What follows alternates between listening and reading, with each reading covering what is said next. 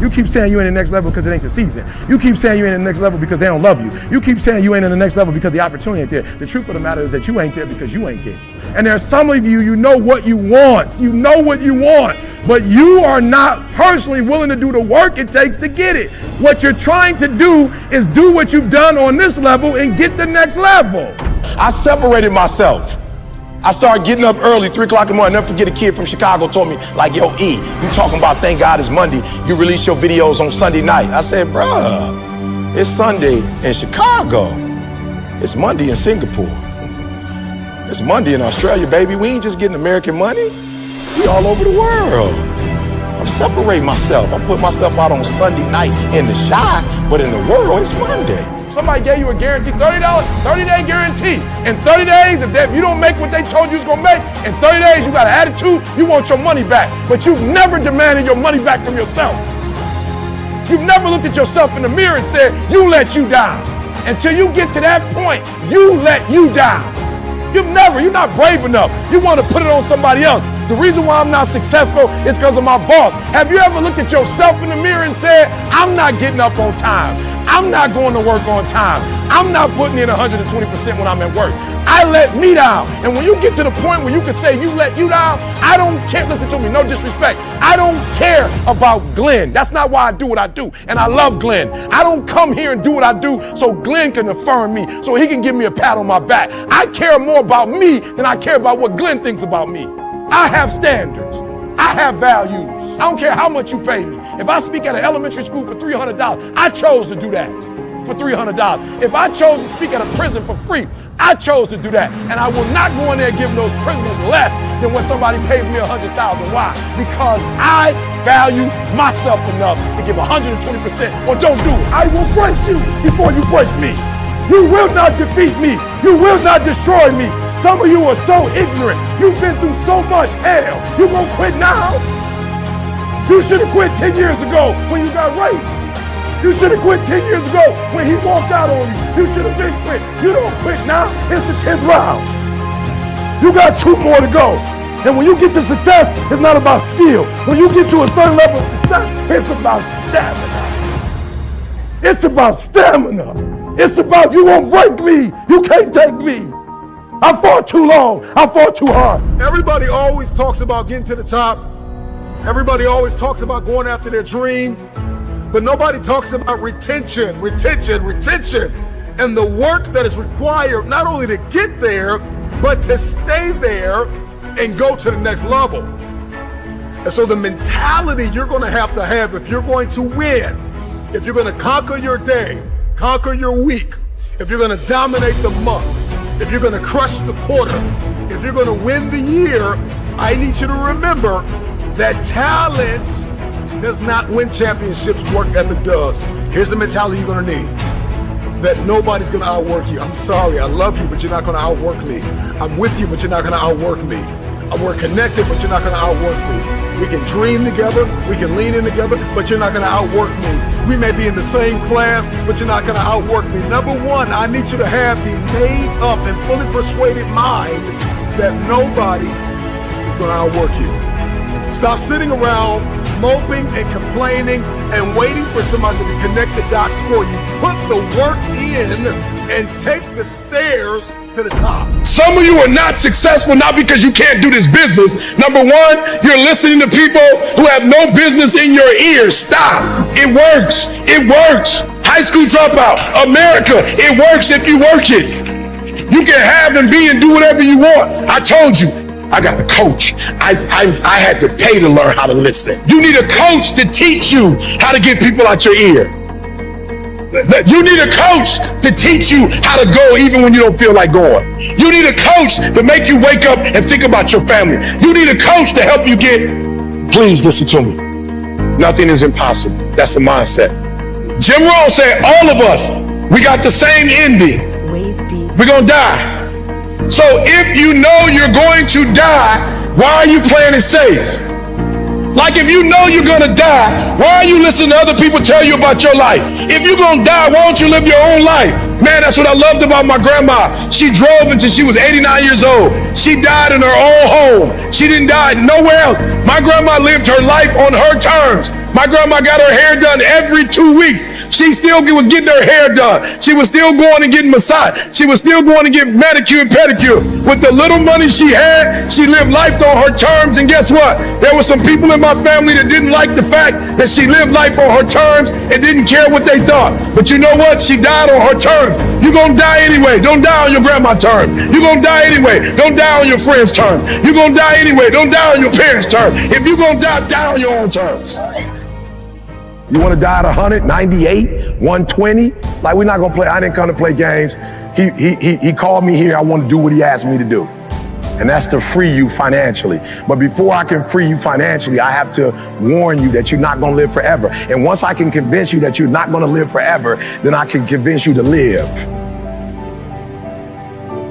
You talk about money, y'all? Money? Money? They print it every day. Why would I have a money problem when the actual government that prints money know they ain't got enough for what they printing for? They ain't too concerned. Why are you so concerned about money? Know that they don't have the gold to back up what they have. Listen to me closely. Everybody want to win. Everybody want to be on a winning team. Everybody want to win, but everybody don't want to work. Everybody want the reward, but everybody don't want to work. We all got to work. If I get a call, I got to show up and show up 120. Every time. I got some folks in here saying, E, your videos changed my life. That's what they were designed to do. This ain't Cupcake City. I'm from Chicago, Detroit. This ain't Cupcake City. That's not how I was raised. My uncles didn't raise me like that. They raised me effort. When you give effort, don't give no 70% away. You give 120%. Your mama ain't got your daddy. Your mama working and taking care of kids. You better take care of your siblings. Extreme effort. Why? Because there are other teams that are crying they're going to be champions. And they're giving an effort, we got to give extreme. And we got to give an extreme because there's some other teams that are extreme. And we got to match their extreme. Went to Michigan State. I rep Detroit. I rep Chicago. When I do, okay, I'm sorry. I'm old, right? I'm old. But when I go and do a speech, and there's other, motivational speakers in the world, they not from Detroit. They didn't go to Michigan State. They ain't get no PhD like me from Michigan State. When they get on stage with me, I'm not competing just against them. I'm letting folks know I'm a Spartan dog. We got a whole lot of superstars on this here stage tonight. But I want y'all to know this is Run's house. And when I say whose house, you say Run's house. When I get on the stage, extreme effort. I don't care who y'all are. I'm a Spartan dog. When I get on the stage, you better get on here before me. You better not get here. Because once I get up, it's lights out, cameras over. We need extreme effort.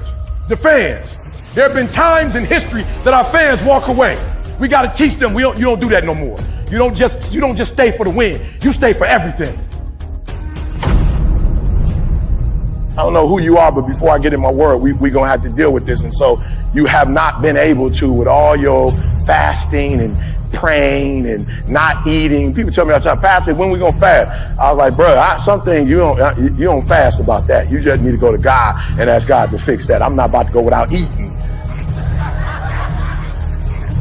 Bro, like y'all getting religious now. We going without, Pastor, when we going on the 40-day fast? For what?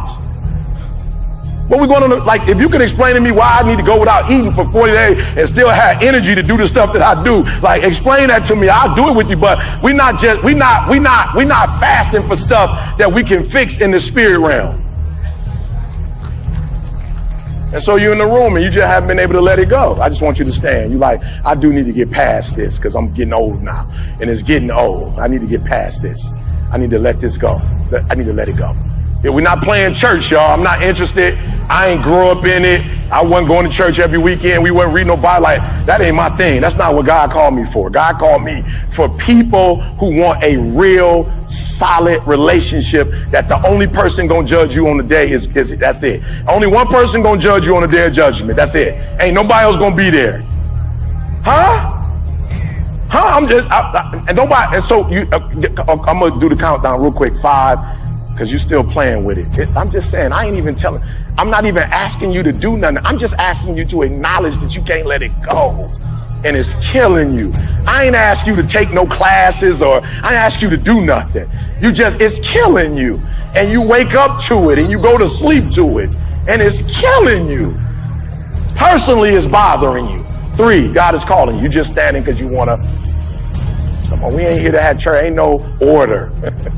2, God's calling you. Come on, you got today. Like today is your day. Just get it out your spirit. Get it all out your system so you can move forward. What if I do it and I fail? I'm scared, E, I want to do it. I'm gifted. I'm talented. I know I can write that song. I know I can produce that album. I know I can do that CD. I know I can write a book. I know I can get that degree, but I'm scared. So I'm telling you, in life, you start running from a class, you start running from a subject that you don't like, it will haunt you for the rest of your natural life. It ain't going nowhere. But if you go after the fight, if you approach the challenge, you have a much better chance of winning. This the fight of your life, baby. Are you hearing me? This the fight of your life. This the fight of your life. And listen to me, if you're gonna win the fight of your life, you can't be afraid to fight, all right? Some things don't come. They just not gonna come to you because you want it as bad as you wanna breathe. After you want it as bad as you gotta put up the dukes, baby. And you gotta be willing to fight that thing out. Are you hearing me? Fear, you are not gonna stop me. I'm not listening to that voice. I'm not listening to fear. I'm gonna move by faith. I've come too far to give up now. You got greatness all inside of you. You got greatness all inside of you. But your problem is you a scaredy cat. You soft. And every time it get hard, you quit and you give up. And I'm telling you, if you would be willing to fight your way through it, if you would be willing to fight your way through this battle, fight your way through cancer, fight your way through that academic struggle, fight your way through divorce, fight your way through it. If you are willing to fight your way through that singing career, fight your way through boxing, fight your way through football. If it was easy, everybody would do it. Fight your way through it. You gotta fight the fear, because guess what? Fear ain't bigger than you. Find the gap. Don't complain. Don't murmur. Don't talk negative. That's average people talk normal. Average people talk problems. The greats talk solutions. Average people use their time to whine and complain. Average people say it's their boss' fault. It's their mother's fault. It's their average people. I used to be average. I used to say, when is my daddy coming to get me? When is my biological father gonna come in my life? And while I would talk like that, I ended up getting kicked out of school. And while I talk like that, I ended up being homeless. And while I talk like that, I was broke. And then one day I woke up and said, Eric, nobody's coming to save you. Nobody's coming to get you. But you can go to the library and get yourself. You can start reading books. You can go back to school. You can start coming to conferences. And I went from an average way of talking and behaving to taking ownership and saying, yo, E, it's your fault. Somebody said, how's it your fault? Your daddy's not in your life. I said, listen to me. I tried the blame game. It didn't work. I'm nowhere where I want to be. So I'm just going to take ownership. Why? At the end of the day, is my life is not his. I don't know where he is. I don't know what he's doing. But apparently I ain't that important that he came looking for me. So stop crying about it and do something about it. Go get your GED and go to college. Get out of the city of Detroit and start all over again. I was blessed to get my GED and go to Alabama. Southern hospitality, unbelievable. When you leave this room, you will take full ownership. And the reason why I say it's my fault, even when it's not my fault, because when I say it's your fault, I give you power. I give you control over my life, and I will never give another human control over my life. It's my fault. It's my problem. I'm coming up with the solution for it. To much is given, much is required. Which means what? That means if I go to an elementary school, the kids still got to get ET. I went to one little school, they was like, are you going to be loud like that? I was like, absolutely. I'm coming hard. They was like, you going to be yelling at us? Absolutely, I'm going to be yelling at you. Why? Because statistics show if you in the hood and you can't read by the 3rd grade, you going to jail. So that's why I'm coming hard. Because you don't realize if you can't read on the third grade level, by the time you get to the third grade, the probability of you going to jail is 3 times higher than anybody else. I gotta get in your face because I gotta make sure you learn how to read. This is a divine appointment. Y'all got work to do and can't nobody slack this year. Too much is given, much is required. Too much is given, much is required, but don't worry about it. Because if you do what's required, you're gonna get the reward that comes with it. I got the reward now. A lot of folks ain't willing to do what I was willing to do. They want to blow up and they want to show their car. Go back and watch all my videos. You don't see no watches. And the reason why I don't wear Rolex, not because I can't afford it. I don't want nobody to get Rolex to credit. The reason why I wear a gold chain, I can wear a gold chain. I can drive a Bentley. I live in San Diego. I can show you my house. The reason why I don't show you my house, because I don't want the house to get the glory for what God has done. To much is given, much is required. So it's not that I don't have stuff, I just don't show my stuff because I don't want my stuff to get the credit. Where much is given, much is required. God is going to do some special things through y'all. You ever seen a giraffe, like their body? Does it look like a lion's body? When a lion is born and a giraffe is born, are they born with that body? When a lion is born, it's not a lion. When a lion is born, it's a what? It's a cub. You know what makes it look the way it looks? Does anybody know what makes it look that way? He said growing, but not just growing. That's right. You grow up, but it just don't naturally happen like that. How does a lion look like that, but a giraffe don't look like that? He's chasing the food. So it is the process of hunting. It's not the actual meat that make him look like that. It is the actual hunts. It's the actual chasing. So whether he catch it or not, every time he goes on the hunts, he's developing. Some of y'all so caught up on the game that you don't get it. It is in practicing. It is in the stuff. It is in lifting weights. It is in resting. It is in eating right. It is in making good decisions that you look a certain way. I tell dudes every time you see me, I'm almost 50 years old, you can look at my body and see, he kind of working out. You know what I'm saying? I don't really know what he's doing. I can tell my man ain't really committed to it like that. But I also can tell like he ain't just overeating though. So I'm not really sure what he's doing. Maybe a little cardio here and there. Might be doing some push-ups or something. Right? You can look at my body and tell. I walk in here, you can look at a linebacker and see who a linebacker is. Linebacker look different than a quarterback. Make sure you get what I just said. A quarterback doesn't look like a running back, and a wide receiver doesn't look like a DT. What's going on? It is how you practice. It is what you do that makes you look like you look. It is the process of the grind that shapes you and forms you. It's not the game. And that's why most of y'all get beat in the game or make mistakes in the game, because you think grinding is what happens when the sun comes out. You think grinding is what happens when the lights come on. You think grinding is what happens when people get in the stage. That's not grind. The real grind is in the dark when nobody sees you. Your daddy might not think it's good. Your wife might not think it's good. Your husband might not think it. Your kids may not think it's good. But when God made you, he stepped back on the 6th day and said, now that's good. I'm talking to somebody today. As a matter of fact, when God made you, he didn't just say it was good, he rested from creation. When God made you, he said, I'm done. I'm through. You so dope that God didn't even make one like you. Oh, you might have missed that. I just told you, you so dope that when God made you, he didn't even make a duplicate. He didn't make another you. So there are many of us, we're struggling because who we are don't fit right with some people we love.